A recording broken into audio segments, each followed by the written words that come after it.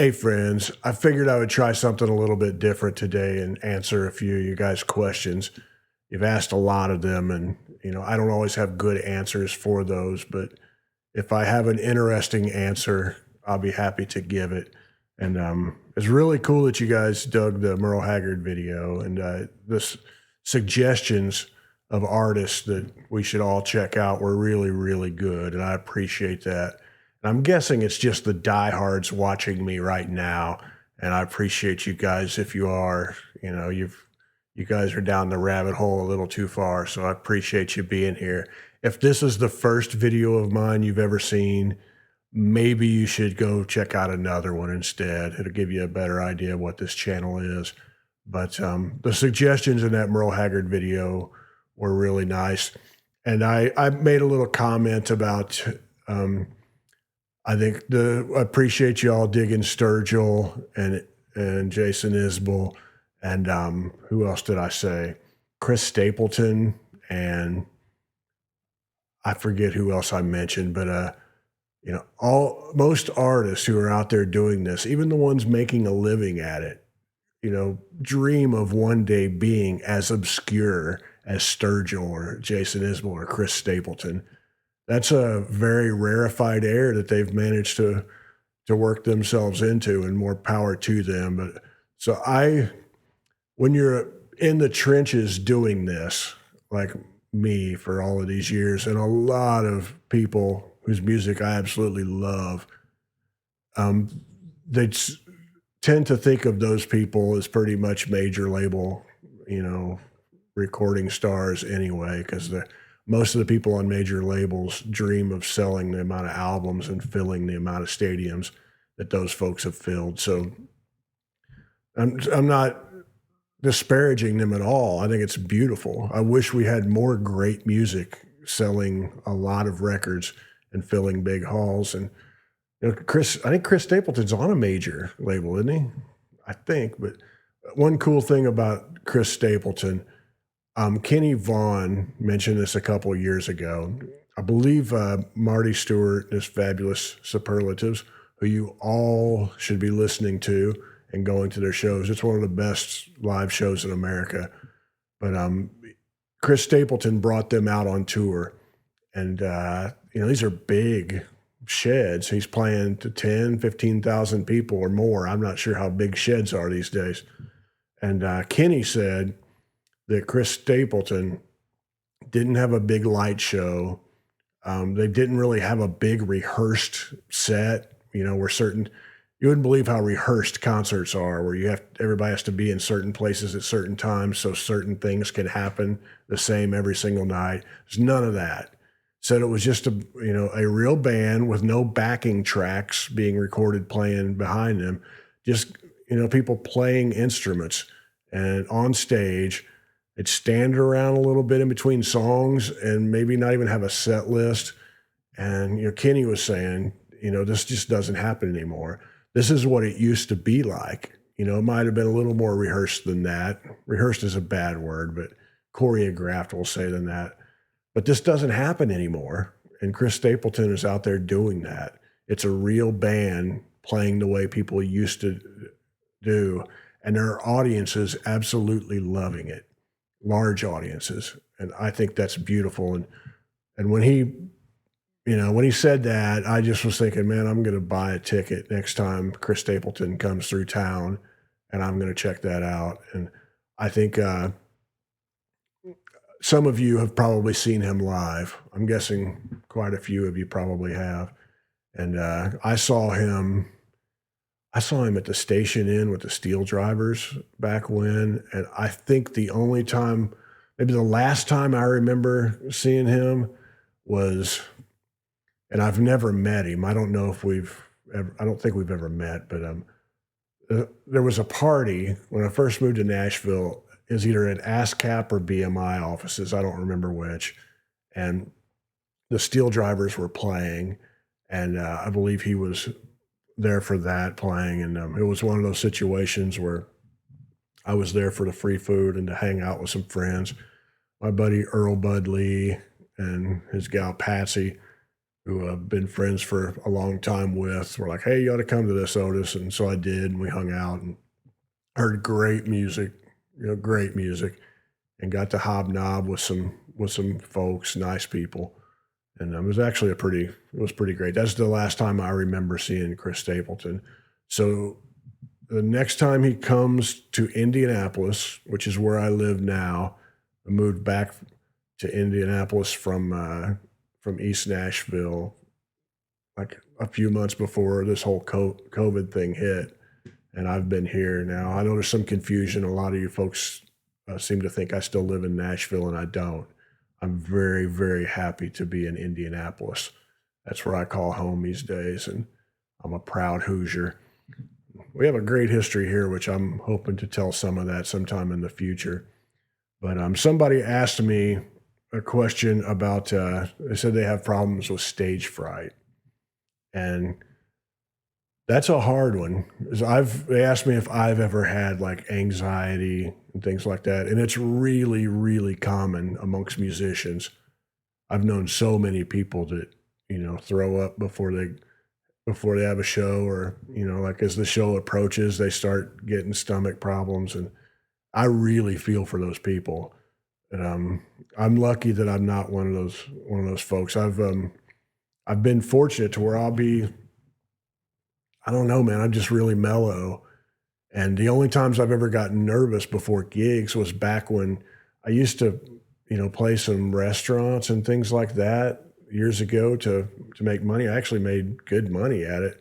Whatever, we're talking the musician scale here, good money, but it was actually good money. I'd show up and they wanted me to play my songs, and I would sit there, and sometimes I would be playing someplace that was really quiet, and people are there having their dinner and all that, and it just didn't feel like it was the appropriate place for me to be. That's the only times I felt like I was, ruining their dinner.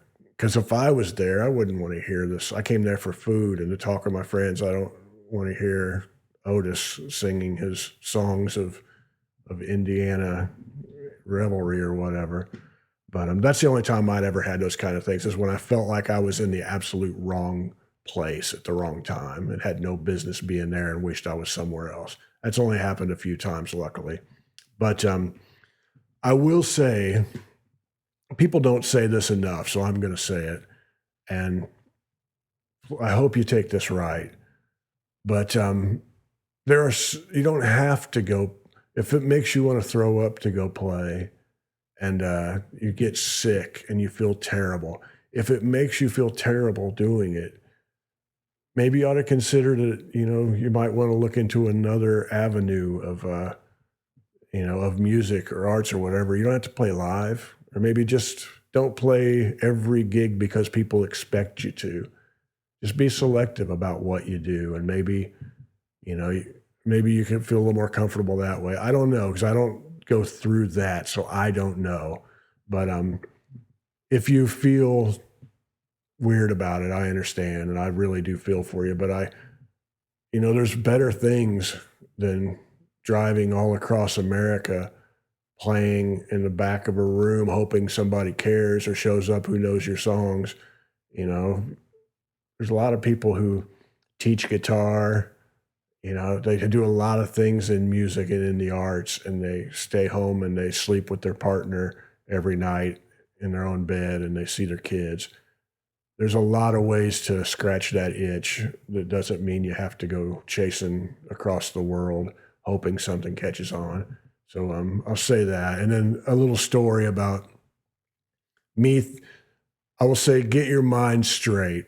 If you're going onto a stage, there is a thing that I do, and I try to stay as close to that as possible. Neil Young used to refer to it as getting closer to the source, and I'm a firm believer in that. I want to be as close to the source of whatever it is I'm doing, wherever that's coming from. And an instance of that is I was booked to play a festival in southern England. It was the Larmer Tree Festival. Beautiful, beautiful grounds in, I think, Dorset, outside of Salisbury, which I believe is close to Stonehenge. I'm really bad about being able to tell where I'm at in England when I'm there because I usually travel by train. So I just, I'll try to get out a map and figure out exactly what part of England I'm at. Since I didn't drive to it, it's harder. But anyway, I was playing the Larmer Tree Festival and I show up and people are really nice, all the people backstage and everything. But I'm standing on the side of the stage and I watching the band before me, and it's Chumbawamba. And if you don't remember who Chumbawamba was, it was the "I get knocked down and I get up again." So there's 5,000 people in this audience, and they're all jumping up and down at the same time, and they are having a great time. I mean, a great time. Chumbawamba was really, really on it, and the audience loved them. And I'm watching it from the side of the stage, and I'm thinking, it's me and an acoustic guitar going out there and finger picking and stuff. And I just sat and thought about it and thought, well, it's not your night, kid. I'm about to bomb. I'm going to go take my medicine and play my show. I really thought that I was about to bomb pretty bad. And they finish up. I get the changeover between sets. We have like 25 minutes or something like that, maybe a half hour in between acts. I go out and I pride myself in easy, quick sound checks where I get up there, I check it, and it's done. And I was set up and done sound checking in like 10 minutes. And the folks who were running the stage said, "Hey, you can go on early if you want to and play longer." And I thought about it, and I thought it's probably a good idea to limit my exposure to the elements as long as possible tonight or at this festival. So I thought about it and thought, I'd like to have as much time go by so that people can digest the great time they just had before they, enter the drudgery of an Otis gig. And I'm being self-deprecating here out of humor. But I just waited until it was time for me to start. And I went out. When I was younger, I might have tried to like rock my set up a little more and like up the energy level and all of that stuff as much as I could, which would have been terrible, and it wouldn't have been me. I'm okay with failing and falling on my face as long as I fail as myself. If I lose being true to myself, I can live with that. I mean, I can tell you from experience, when you fail and you lose doing something else just because you thought that would work, that's the worst damn feeling, and you don't want to go through that. Just do that thing that you do, that thing that, a few thousand gigs of my lifetime has made people happy. I know there's that thing. So I get up and I play a really quiet song and start up, and the crowd's dead quiet. I'm expecting it to all fall apart. Crowd's dead quiet. After the people applaud after the first song, I tell a story. I try to do this at shows, and especially festivals. It's great, but I'll tell a story, and it has a punchline at the end. And man, everybody just erupted in laughter. Just laughed for like a long, sustained time, and I waited till they died down, and I kept playing. And it was one of the best shows. It might have been the best show of that year. It was really great. And the audience, I honestly thought that I was about to be fed to the wolves. And this audience who just jumped up and down to Chumbawamba and loved every bit of it, and rightfully so because they were great. They actually loved what I did, this quiet, storytelling guy from Indiana. And it felt beautiful. I mean, it really felt good. And I walked off the stage, and the guys from Chumbawamba were slapping me on the back and like, "Man, that was great. That was really cool." And I'm just saying that felt great. So if you can, back to the advice part from the question, if you can get to the point to where it feels comfortable, like that you're really doing what you should be doing, that this thing that you're doing is you, and it's not a jacket that you're putting on or whatever. And it's hard to get to there for a lot of people because, you probably didn't get into this. If you're in this music or art world for a while, you get so used to rejection that it beats you down pretty good. And you start to, feeling like whoever you are is inadequate, so you just try to be something else or whatever. And I'm not a big fan of that. I think audience can see through that a lot of times. And but if that's my advice, man. Just be as true to yourself as you can. You know, maybe there's a prescription out there that can help you for a day of show, something non-addictive, hopefully. But and maybe there's just some other way to scratch that creative itch. You know, if you're a creative person and you can actually write songs and are good at it, there's a good possibility you can do other kinds of artwork also, I believe. And we'll just say I urge everybody, anybody watching this, to create something. And even if it's just for yourself, and especially if it's just for yourself, just make yourself happy. Because being happy is the best damn thing you can do for you and for everybody else. It makes for a better world, you know, as long as you're not hurting people in the process. But that's that. I'll take a drink of coffee real fast.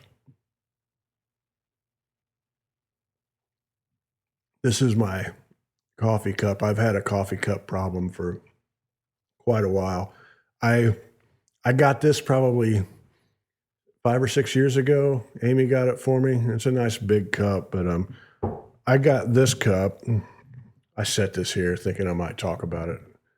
I got this cup. This was my coffee cup for, man, I've had this for almost 25 years. And I got this at a gas station in Greenwood, Indiana, with my buddy, Chris Imes, who is the guy that I'm singing about in a song called Something More.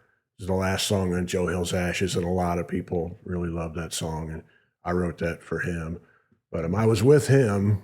We both bought these. We were planting trees, and we stopped at a gas station and saw these Bigfoot mugs and thought, yeah, I want Bigfoot mugs. So this was my coffee cup, and he had one just like it. We drink coffee in the truck when we planted trees all day and talk about the world and talk about how we one day want to go visit all of these wonderful places and do cool things. And he passed away on his 30th birthday. And so I kept drinking out of this.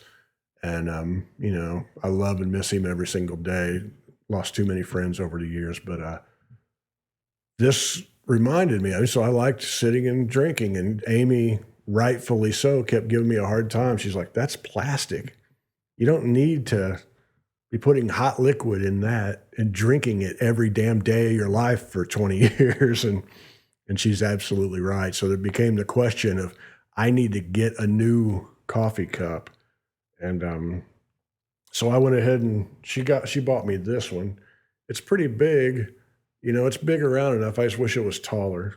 I don't know, maybe there's a potter out there or something that make me something that's about that tall. So I need my coffee. As you can tell, I'm pretty mellow and I need as much coffee as I can get sometimes. But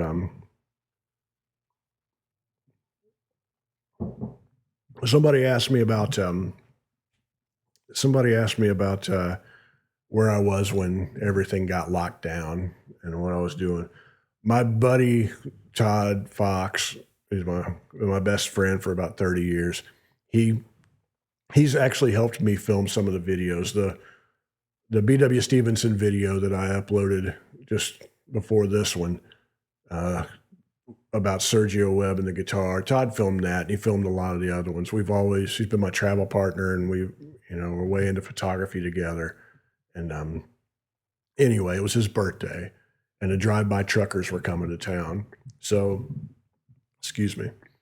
The idea was get a bunch of the guys together, and we'll go to the Vogue. We'll see the drive-by truckers. And I hadn't seen the drive-by truckers. I hosted a show on Pandora. It's called Country Belt. And we did a segment with them where we went down and filmed a session in their rehearsal space in Athens, Georgia. And so I hung out with them for a few days then, and I hadn't seen them since then. It was a couple years later. And it was really fun. It was really great to be in their rehearsal space with they have like a warehouse with multiple rooms, and one room has all their merch and stuff, but it has all of these really, really cool backdrops that they've had on the back of the stage over the years, or artwork that they use for album covers. It's just hanging up everywhere. was really cool, and I enjoyed that. So I figured, hey man, I'm gonna go say hey to Patterson and Cooley and celebrate Todd's birthday. Well, it just so happened, I think that was February 12th, or I'm sorry, March 12th, and that's when the shit was really hitting the fan. And I had already known that South by Southwest had been canceled, which I could not believe that. I just didn't think there's any way that they would pass up that paycheck, the people in charge of that cesspool.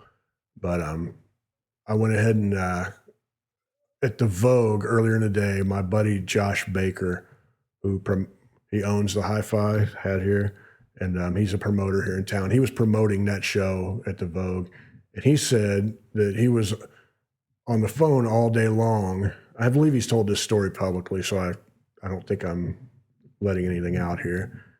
But he said he was on the phone all day long with Drive-By Truckers management and the agent, and they were just trying to figure out, should we do this show, as they've had some shows canceled. And he said that the Drive-By Truckers were on stage and sound checking and like really excited to be playing music because they'd already had a couple shows canceled. And Josh got the call. It's like, man, we got to shut the whole thing down. We're going to shut down their tour and everything. So they were set up, done sound checking and excited. And Josh was like, man, there's no show tonight. We can't do this. And, and they were cool, but really disappointed. And I guess they went back home. And, I just got locked down immediately. I never showed up to that gig, because it didn't happen. I was out, I think, the night before to see Gordon Bonham play blues here in Indianapolis, and that's the last night I've done anything.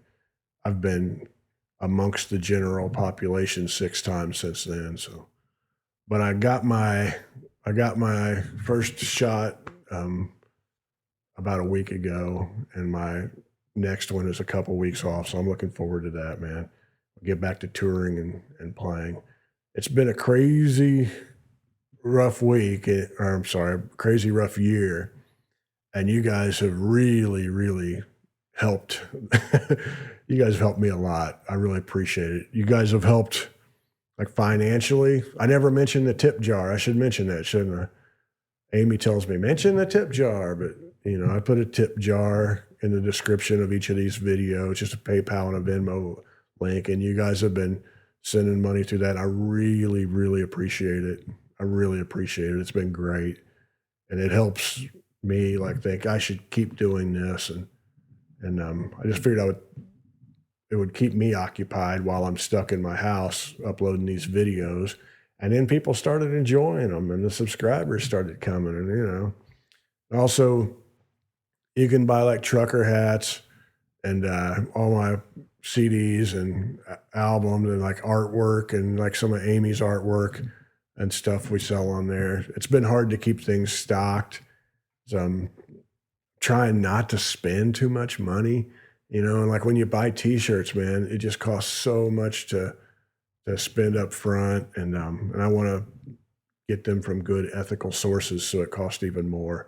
And but once things level out a little bit, I'll put more t-shirts up there and all of that. But that's the end of the commercial but thank you guys for supporting by buying stuff at otisgibbs.com and for hitting the tip jar. I truly appreciate it.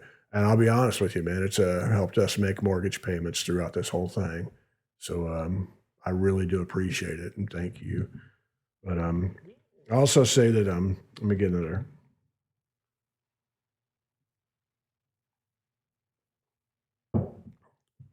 Somebody sent me a video. A couple of people asked in the comments because they knew I went to Romania quite a while back. I've been twice to Romania, and they sent me a video of a bear chasing a skier down a mountain. A person skiing on what do you call it? A ski mountain. That's terrible. I don't remember what that's called, but he's skiing downhill, and there's a bear chasing him all the way down. It's pretty damn scary. My buddy Todd, he calls up and he's like, dude, do you realize where that is? And I'm like, no. And he said, that's Predil, Romania. So when I first decided I wanted to go to Romania, Todd and I were talking about it. This is the very this is my early days of the internet. This is quite a while back, and I got on some travel website, and I was just looking around, people trying to find people talking about Romania, in some Romanian forum, some forum of like tourism to Romania. I see a guy saying he will, give people tours or drive them around or whatever. So I contact him, and he tells me, I'll drive you anywhere you want to go all day long for $20 a day. I'll drive you in my car. And I'm just like, man, that's great. Hell yeah, let's do it. I tell Todd, we're all excited, and it has to be legit because it's on the internet. That's where I'm kind of at in my head at that point. So we're traveling around. I think we got on a train from Budapest heading south down into Romania. And we had to change trains a couple times, and we end up on this small train, and there's chickens on it. There's like one pig, and it's just, it's normal day-to-day life for Romanians, but for some kids from Indiana, we were just like, I thought that we're a little bit worldly at this point, but we're just kind of like, what the hell? And I started thinking of the opening chapter of Bram Stoker's Dracula, the novel, the novel of how they're going through Transylvania, and the main character's having this feeling of impending doom. I start feeling that way, and I start realizing it's like, man, we're supposed to meet this guy in this remote village called Pradil at the train station. That's just it. We like walk out. He has pictures of us, and he'll walk up to us and say, "Hey, I'm your guy." And I just start thinking, this is so damn stupid. We're going to get robbed. So we end up coming up with this whole weird, idea where we're going to get off different parts of the train, watching the other person.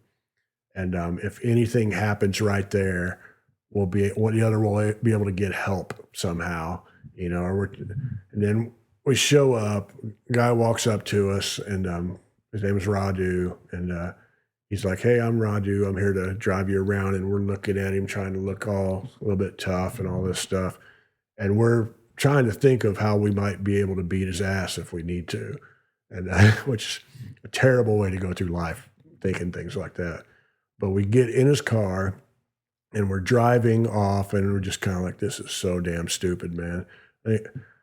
We stop off at some like guest house kind of hotel thing. And he's like, well, come on in and I'll show you the room. And I made it to where, like, I'll go in, Todd, you wait outside. And if I don't come out in such and such time, you have to go get help.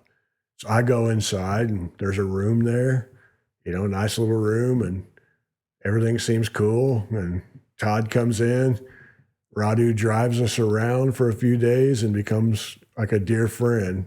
And it was great. We went back few years later, drove around for 4 or 5 days, like all over Romania. We're just like, we just want to meet people in the villages, see what like working class Romanian people are like, just want to, my prime directive when traveling is to partake in things indigenous of the area and just learn about just whatever's real. Because you can have all the chains and all of that crap back home. It's in every damn town, but there's things that are real, and it was beautiful. It really was an inspiring trip, and getting to meet different people who have lived through some crazy things. We went to a village of shoemakers in Corbini Village, I think is what it was called. And we're walking around the village, and there was people in like a 3-room house, something really modest. And there was a whole family of like grandma, and I think there were 3 generations living there. And they didn't speak English, so Radu was translating. They were really nice people. They made these shoes that were like house slippers. I bought some for Amy, and man, they lasted like, I think 15 years until my cat peed on them. And that's when we just threw them out, but they were in perfect shape. They were just amazingly built shoes. And they wanted $1 for them. And we gave them $10 a piece for them. I wish we would have gave them $100 for them. I wish I would have bought just a ton of them. And but the oldest woman, I don't know how old she was, but she seemed really, really old. And she was telling us about this little piece of land, this tiny little plot. She's like, this is where I was born. And they'd have had a few farm animals, and they talked about when the German army, when the fascists showed up, and they slaughtered a couple of the cows, and that's all they had. It was their entire wealth, and we're just talking about how horrible it was and how it devastated them for years financially, let alone just how horrible that would be. But they were occupied by them, and then afterwards Stalin took over the same block of land, and then after that Ceausescu took over, who was a horrible, horrible dictator in Romania. And then when the wall fell and Ceausescu was killed publicly, now they were a democracy, is the way she described it, and free. And she said that, never forget this. She said, I've lived through, all of those things, and my life has been exactly the same through every form of government. Or, I've just simply been poor people living on this spot of land. And I was kind of like, wow, that's, I'd much rather live under a democratic rule. But, when you're poor, you're poor. It was pretty heavy. I'm sorry I got down that rabbit hole, but I think of those people quite often and think of some of the people I've met traveling. But that just happened to be, if you've seen the video of the bear chasing the skier down the slopes, that's the word I was looking for, ski slopes. If you see the video of them chasing the skier down the slope, that's where Todd and I got off the train on the other side of the world to meet someone we met on the internet. And somehow it turned out amazingly great. I don't encourage anyone to be as dumb and naive and, seeking fun and just trying to have fun on the road like us. Don't do that. Please don't. But let's see. What else do I wanted to talk about? There's a guitar videos. People ask me if I watch, since I post some of these videos about guitars. I really, I'm a guitar nerd. Played music for a long time, and I really dig that. I hope you guys enjoy those.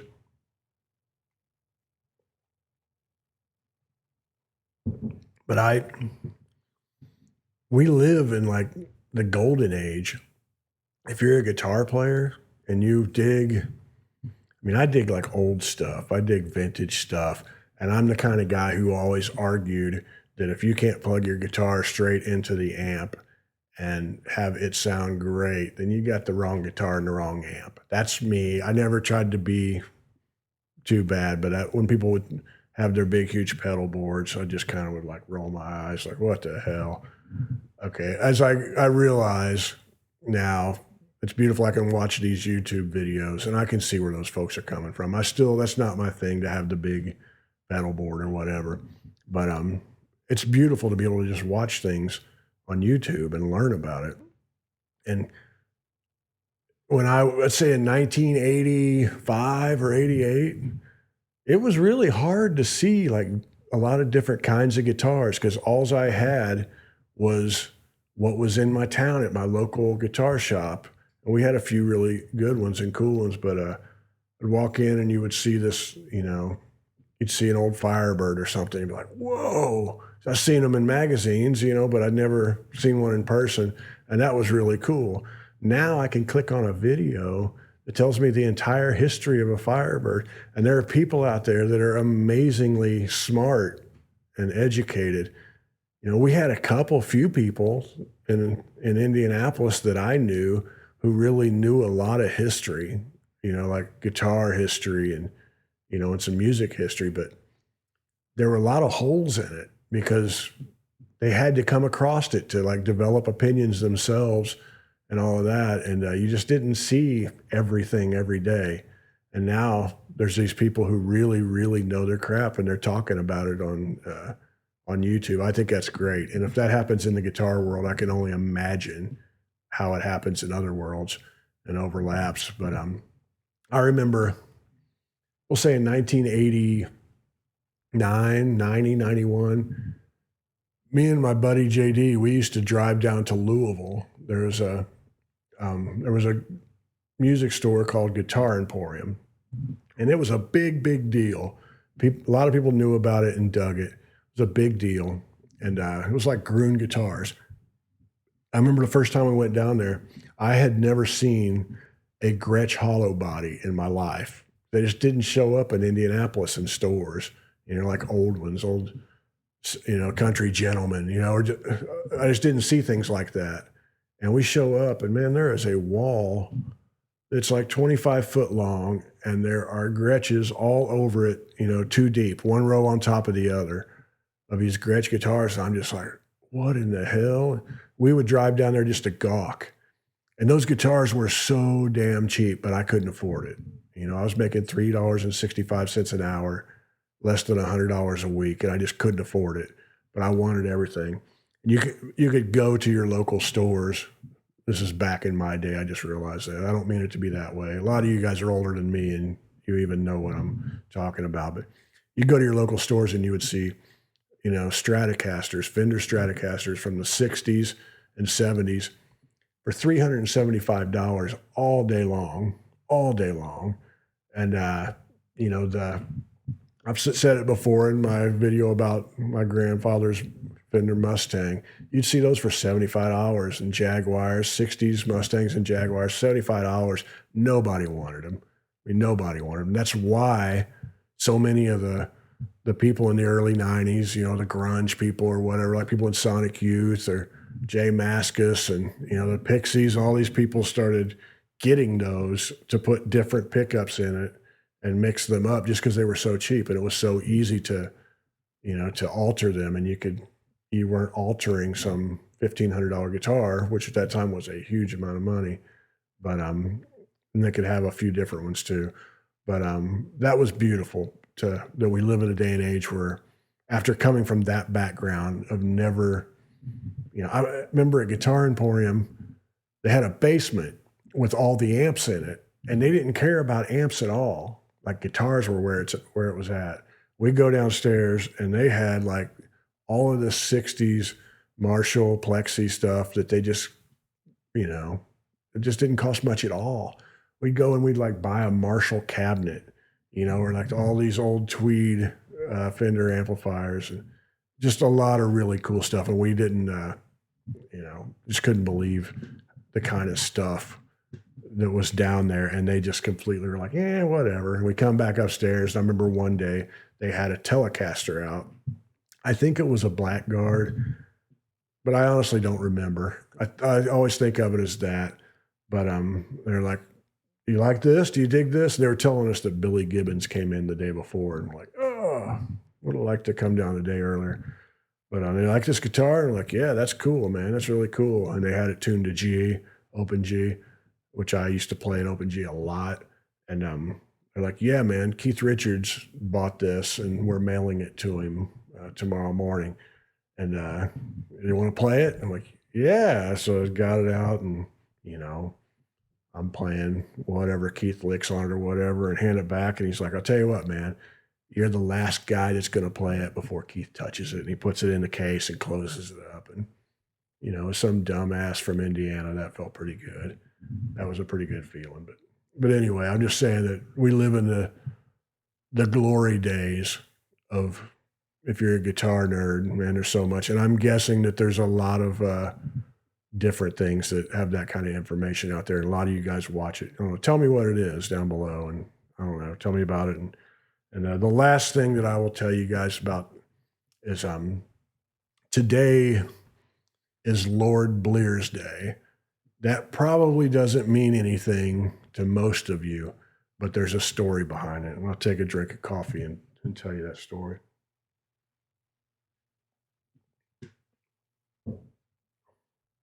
So, Lord James Blears. Lord Blears was in the Dutch army in World War II. He was this great Olympic caliber swimmer, supposedly, and very, very athletic man. He's expert in Morse code, and he's in some Dutch ship out in the Pacific, and it gets hit by a Japanese submarine, and it sunk. And the Japanese started fishing all the survivors out of the water, and they had them lined up on the top of the submarine and tied up somehow. I'm not honestly sure how they were tied together with some rope. And when they started realizing what was happening, um, I don't know a good way to say it. If you got kids around, the story does not get very pretty. So it might tune out if you have kids around. But they started executing everyone one by one. And Lord Blears realized, oh man, this is it. This is it. And he somehow managed to jump off the side into the water, dragging another guy with him. And he got into the water, swam down as far as he could, somehow freed himself from the rope, and started swimming as deep as he could and away from the submarine, and holding his breath as long as he possibly could. And he would come up to the top of the water and like grab air and just hear gunshots going off all around him as they were shooting at him. So there's the bullets going through the water all around him, and he dove down and swam as far away as he could again, and like came up and breathed, and the bullets are still flying past him. And this went on until he finally managed to get out to where the wreckage was of the ship. And I don't know whether they believed they killed him or whether they just said to hell with it and left him. But he got to the wreckage, and he clung to whatever was floating out in the middle of the Pacific Ocean, and just tried to hide. And he was there for 3 days. And I can't imagine the physical strength just to make that swim, and the intestinal fortitude. There's the moment when we realize this is it, and either I do something that I don't even think I'm capable of doing, or that's it. He somehow summoned that in him, swam out to the wreckage, clung to the wreckage for 3 days until an American battleship came up and saw him and rescued him. When they brought him onto the ship, you can imagine the horrible, horrible shape he was in, and starving and dehydrated. And they brought open a can of peaches and cut it open and gave him the can of peaches. And he sat there on the deck of that battleship eating the can of peaches. He ended up in Hawaii.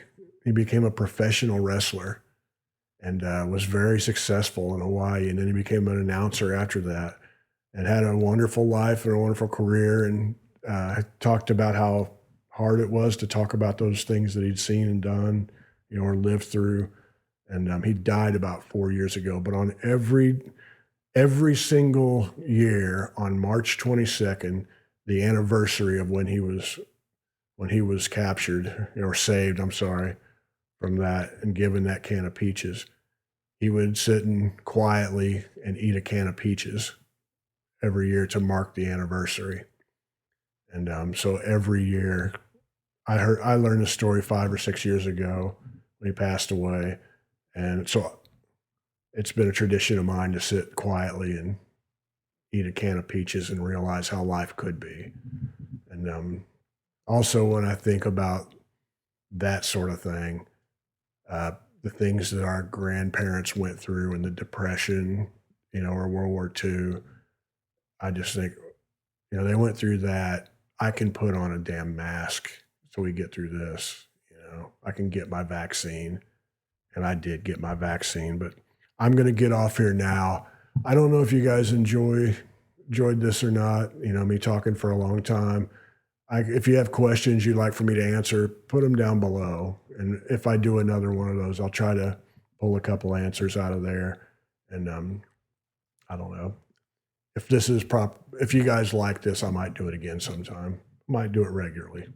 I may never, ever do this ever again also. It's always a possibility. But anyway, much love to you guys, and I'm going to go eat some peaches. Take care.